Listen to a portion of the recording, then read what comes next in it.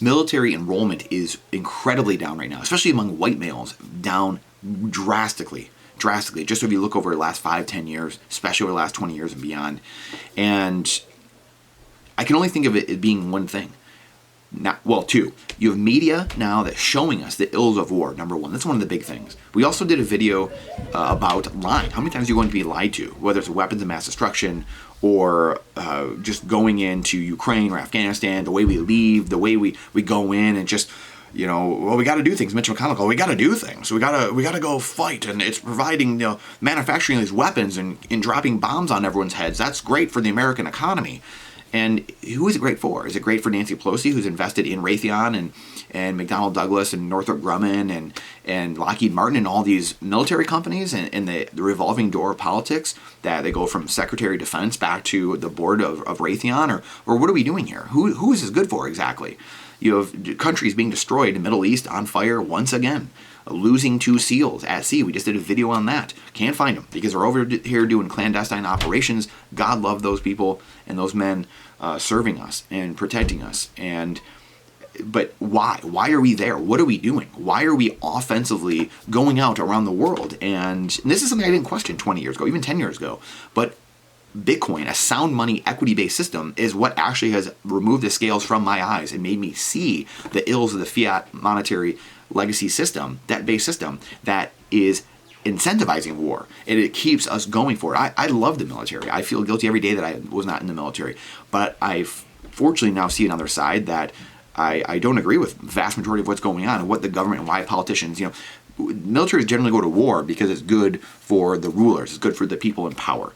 Creates inflation, they print a bunch of currency, war bonds, whatever it might be, and it galvanizes morale in the country. And that's why a lot of times why leaders go to war, and they have these tiffs and these spats with each other, and they send our boys and girls to war. Clown show, absolute clown show, and it's done. People seeing that with media now, people seeing that all over the world, they're not going to stand for it anymore. So they're seeing that now, the effects and the ravages of war we've never been able to see before.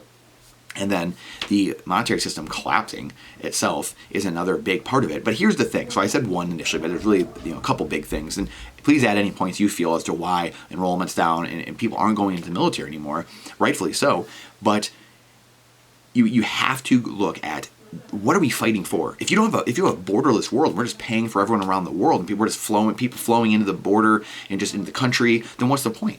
I'm just fighting these people that I have no idea why I'm here. I have no idea what I'm doing. And if you don't have rule of law, if you have a nation of rulers and not rules, then what am I fighting for? I'm just fighting for this moron in office, for Joe Biden, for Donald Trump, for Bill Clinton, for George Bush, or Barack Obama. Am I just fighting for that guy?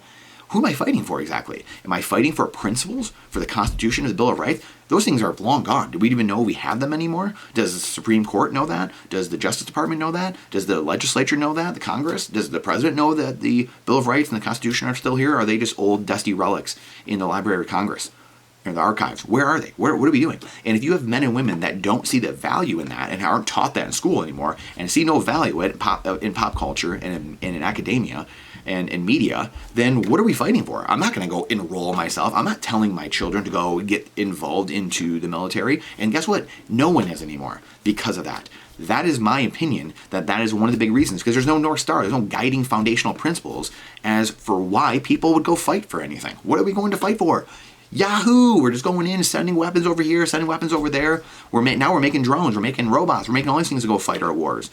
That age is coming to an end. As the more effects of this are coming out, and we're seeing these, whether it's in the Middle East, it's in Israel, we're seeing it in Ukraine, we're seeing it in Afghanistan, people falling off of planes and how bad things are around the world and what war does to people. Just imagine if people saw World War I, really, truly saw World War I up front, real time, personally, World War I, World War II, the Korean War, Vietnam War. Just imagine. But this is why war is declining overall in the human population and just the amount of war going on, because people are seeing what's going on and they've had it. And the monetary system won't allow it anymore. A debt-based system is collapsing in on itself. And this is why you have Davos last week. These people, we got to rebuild trust. Well, why do you think that is? Because you lock people in their homes for 4 years and you are going into senseless wars and causing senseless wars. And then you're printing currency like crazy. And global entities are telling us how to live and how we should live and what we should eat and where we should go in the world and what we should do and what people we should fight and what people we should like and dislike. Get bent. Let me know your thoughts. Let me know what things I'm missing, though. Let me know what I'm missing and what you would add to this list of reasons why the military is losing people and people aren't signing up. Please share this out, because the algorithm hates truth. Hates truth. And ain't going to share these videos. We're the only people that can minimize collateral damage and get truth out there. We have to support each other, quite honestly. If you feel so inclined to tip as well, the lightning addresses in here, the Bitcoin lightning addresses, please tip. This is what we do. Getting truth out. I stopped many other things I'm doing in life. Stopped playing professional hockey. Stopped doing much of my real estate. All these things and offloading things so I can do and speak truth every single day. And make sure my family's prepared and my community is prepared, and the people around me. Our Bitcoin trading cards company that's educating people all the time into what's happening. It's a new world. It's a new world. The new world being created right now. Are we going to get on the lifeboat? Are we going to get off the Titanic? Are we going to stay on the Titanic and go down with the legacy debt-based fiat monetary system? Trust but verify everything I'm saying. Question everything with boldness, even the existence of God himself. And this is not financial advice. It is freedom advice. And I look forward to seeing you on the next one.